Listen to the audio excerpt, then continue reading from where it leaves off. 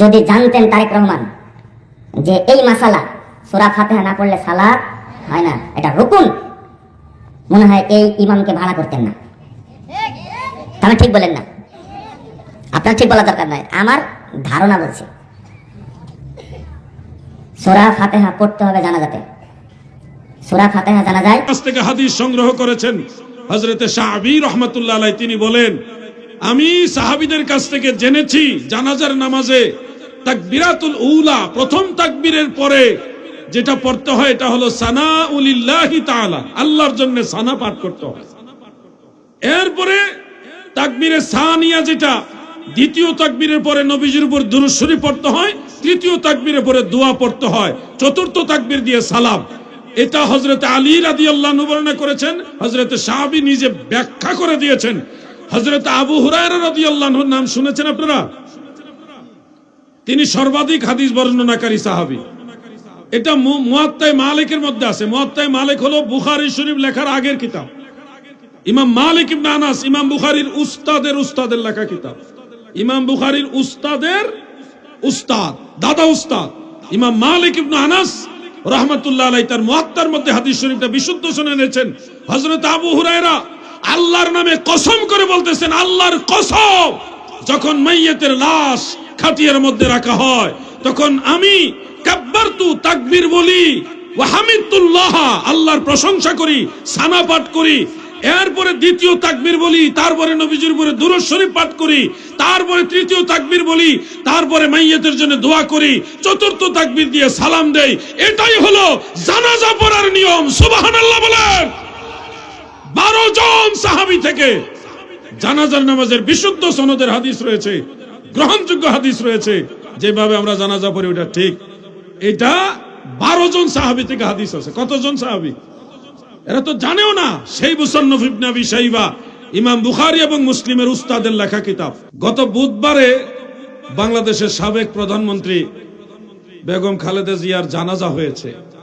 সারা দেশের লক্ষ লক্ষ মানুষ সেই জানাজায় শরীক হয়েছে, বহু আলেম ওলামা শরীক হয়েছে। আমরা দূর থেকে দোয়া করেছি। দেশ পরিচালনায় মানুষটার অবদান আছে, চেষ্টা করছে, ভুল ত্রুটি সবারই কম বেশি আছে, আল্লাহ তাকে মাফ করুক। এই জানাজার নামাজটা কত আনন্দের সাথে মানুষ করছে, দোয়া করে। মানুষ যারা ওনার অনুসারী ফলোয়ার্স, রাজনৈতিক ফলোয়ার্স, তারা অত্যন্ত ধর্মীয় আবেগের সাথে জানাজাটা সম্পাদন করছে। হঠাৎ করে একটা মহল থেকে একটা পোস্ট দেওয়া হইলো যে জানাজার নামাজে সূরা ফাতিহা পড়ছে না, এর লাগে নামাজ হইছে না। আচ্ছা, জীবনে কোনদিন শুনছেন জানাজার নামাজে সূরা ফাতিহা পড়ন লাগে? কোন কথা কোন শুনছেন আপনারা কোনদিন? হেতে মশলা লই আইছে, বুখারী শরীফ আছে অত নম্বর হাদিস, তিরমিজি শরীফ আছে অত নম্বর হাদিস। বেগম জিয়ার জানাজার মধ্যে বাইতুল মুকাররমের খতিব সাহেব সূরা ফাতিহা পড়ছে না, এটা একটা মানে নামাজ হইছে না, এটা জাতির সাথে একটা ধোঁকা দেওয়া হইলো, এর মতো করে একটা পোস্ট দিয়ে দিছে। আচ্ছা, আপনাদের কাছে আমি একটা বিষয় বলা দরকার, কারণ না বললে আমাদের যুব সমাজ বিভ্রান্ত হয়ে যাবে। তারা মনে করবো হয়তো এটা বুখারী শরীফের কথা কইছে, তো মনে করবো এটাই ঠিক, আমরা মনে হয় 2 নম্বরই করতেছি। প্রিয় ভাই আমার, বন্ধুরা আমার, প্রথম কথা হলো বাইতুল মুকাররমের সম্মানিত খতিব সাহেব, কওমি অঙ্গনের ভালো একজন আলেম, তিনি মুহাক্কিক আলেম আব্দুল মালিক সাহেব, তিনি জানাজা পড়াইছে 4 তাকবীরে। এটা হানাফি মাযহাবের মাসআলা, এটা সহিহ হাদিস ভিত্তিক মাসআলা, এটা সঠিক হয়েছে। জানাজা 100% বিশুদ্ধ হয়েছে, সঠিক হয়েছে। এটা হলো প্রথম কথা। আর দ্বিতীয় কথা হলো জানাজার মধ্যে সূরা ফাতিহা পড়তেই হবে, নাইলে নামাজ হবে না। এই ধরনের আজগবি কথা কোনো জাল হাদিসেও নাই। একটা হলো কিতাবুল আন্দাজের মধ্যে আছে, বুখারী শরীফ এবং তিরমিজি শরীফের মধ্যে হযরত ইবনে আব্বাস রাদিয়াল্লাহু আনহুমা থেকে একটা riwayat আছে। সেই riwayatটার মধ্যে বলা হয়েছে জানাজার নামাজে সূরা ফাতিহা পড়া মিনাস সুন্নাহ, সুন্নাহর অন্তর্ভুক্ত। এটা না পড়লে জানাজা হবে না এই কথা নাই।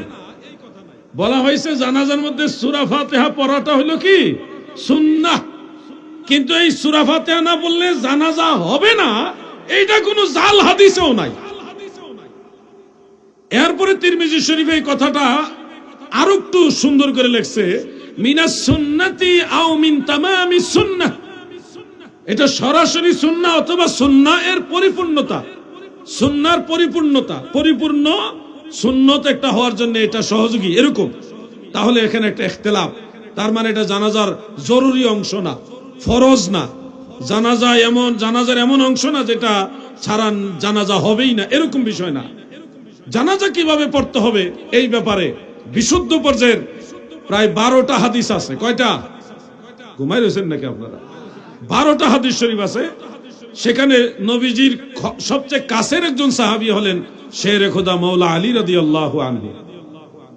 নবীজির একেবারে কাছের সাহাবী, আহলে বাইতে রাসূলের সদস্য, পাক পাঞ্জাতনের একজন।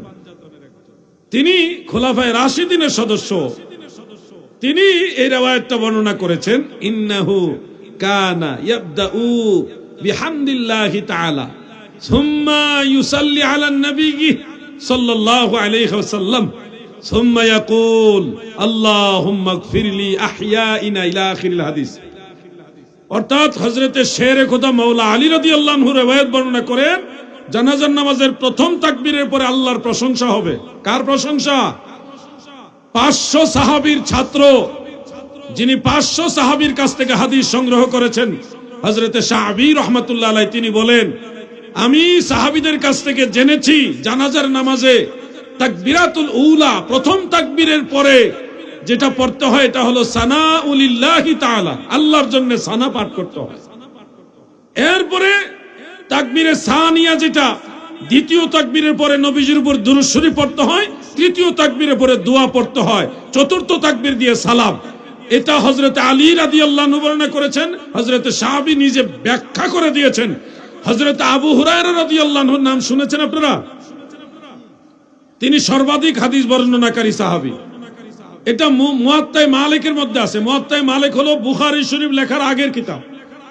ইমাম মালিক ইবনে আনাস, ইমাম বুখারীর উস্তাদের লেখা কিতাব। ইমাম বুখারীর উস্তাদের উস্তাদ, দাদা উস্তাদ ইমাম মালিক ইবনে আনাস রাহমাতুল্লাহ আলাইহি তার মুয়াত্তার মধ্যে হাদিস শরীফটা বিশুদ্ধ শুনে এনেছেন। হযরত আবু হুরায়রা আল্লাহর নামে কসম করে বলতেছেন, আল্লাহর কসম, যখন মাইয়াতের লাশ খাটিয়ার মধ্যে রাখা হয় তখন আমি কাব্বারতু, তাকবীর বলি, ওয়া হামিদুল্লাহ, আল্লাহর প্রশংসা করি, সানা পাঠ করি, এরপরে দ্বিতীয় তাকবীর বলি, তারপরে নবীজির উপরে দুরূদ শরীফ পাঠ করি, তারপরে তৃতীয় তাকবীর বলি, তারপরে মাইয়াতের জন্য দোয়া করি, চতুর্থ তাকবীর দিয়ে সালাম দেই। এটাই হলো জানাজা পড়ার নিয়ম। সুবহানাল্লাহ বলেন। 12 জন সাহাবী থেকে জানাজার নামাজের বিশুদ্ধ সনদের হাদিস রয়েছে, গ্রহণযোগ্য হাদিস রয়েছে। যেভাবে আমরা জানাজা পড়ি ওটা ঠিক। এটা 12 জন সাহাবী থেকে হাদিস আছে। কতজন সাহাবী? এরা তো জানেও না। সেই মুসান্নাফ ইবনে আবি শাইবা, ইমাম বুখারী এবং মুসলিমের উস্তাদের লেখা কিতাব, কিন্তু একটা প্রপাগান্ডা ছড়ায় দিল, সারা দেশের মানুষের মধ্যে একটা আতঙ্ক ছড়ায় দিয়েছে। ওরে বাইতুল মুকাররমের খতিব সাহেব জানাজা পড়াইছে, বেগম জিয়ার জানাজা হইছে না। নাউজুবিল্লাহ। কোন এগুলি ফিতনাবাজ। এরা কি ফিতনাবাজ। জানাজার নিয়মটা আমার সাথে একটু শেয়ার করেন। তাকবীর দেওয়ার পরে, প্রথম তাকবীরের পরে সানা পড়তে হয়। বলেন কি পড়তে হয়? জোরে বলেন কি পড়তে হয়? দ্বিতীয় তাকবীরের পরে নবীজির উপরে দুরূদ শরীফ পড়তে হয়। বলেন কি পড়তে হয়? তৃতীয় তাকবীরের পরে দোয়া পাঠ করতে হয়। বলেন কি করতে হয়? চতুর্থ তাকবীরের পরে কোনো কিছু নাই। চতুর্থ তাকবীর দিবেন, ডানে বামে সালাম ফিরিয়ে ফেলবেন। এই হলো জানাজার নিয়ম। এই নিয়ম আমি নিজে বানায়া বলিনি, রাসূলের সাহাবায়ে কেরাম বলেছে, তাবেঈরা বলেছে। আমি আপনাদেরকে এক কথাই বলে দিলাম, অনেকগুলো কিতাবে আছে। আলাউদ্দিন জাহাদির দলিল ছাড়া কথা বলে না। মনে রাখবে, বাংলার বুকে এমন কোন বাপের বেটা জন্ম হয়নি এই মাসআলা উল্টায় দেওয়ার জন্য মোকাবেলা করে সামনে আসবে, এমন কোন বাপের বেটা জন্মই হয়নি। ইমানের জোরে বললাম,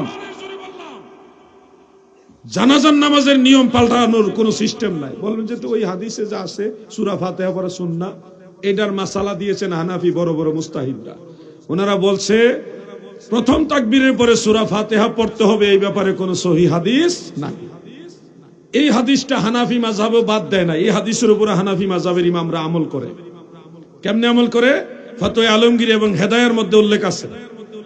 ফতোয়া আলমগীরি এবং হেদায়ার মধ্যে উল্লেখ আছে, কেউ যদি জানাজার নামাজে তৃতীয় তাকবীরের পরে যেখানে দোয়া পড়তে হয় ওই জায়গায় মাঝে মধ্যে সূরা ফাতিহা দোয়া হিসেবে পড়ে, তাহলে জায়েজ হবে। সব সময় না, মাঝে মধ্যে। এত করে কি হবে? অন্য সবগুলো হাদিসও আমাদের মানা হইল, এই হাদিস শরীফটাও মানা হইল, কোন হাদিস আর বাদ পড়লো না। কথা বুঝতেছেন না আপনারা? কোন হাদিস আর বাদ পড়লো না। আমরা তো নবীজির সব হাদিস মানি, মানার চেষ্টা করি, কিন্তু যারা একটা মানে আর 10টা অমান্য করে, এরা কি আসলে হকের উপরে আছে না ফিতনাবাজ? আশা করি বিষয়টা ক্লিয়ারলি বুঝতে পারছেন। আমি এই বিষয়টা নিয়ে কথা বলতাম না, কারণ এটা একটা সমাজের মাহফিল। সমাজের ভিতরে জানাজার নামাজ পড়ে কিনা? কি ঘুমাই রয়েছেন না আপনারা? জানাজা পড়েন না আপনারা? তাহলে জানাজার সম্পর্কে আপনাদের একটা পিওর বিশুদ্ধ ধারণা রাখা দরকার আছে কিনা?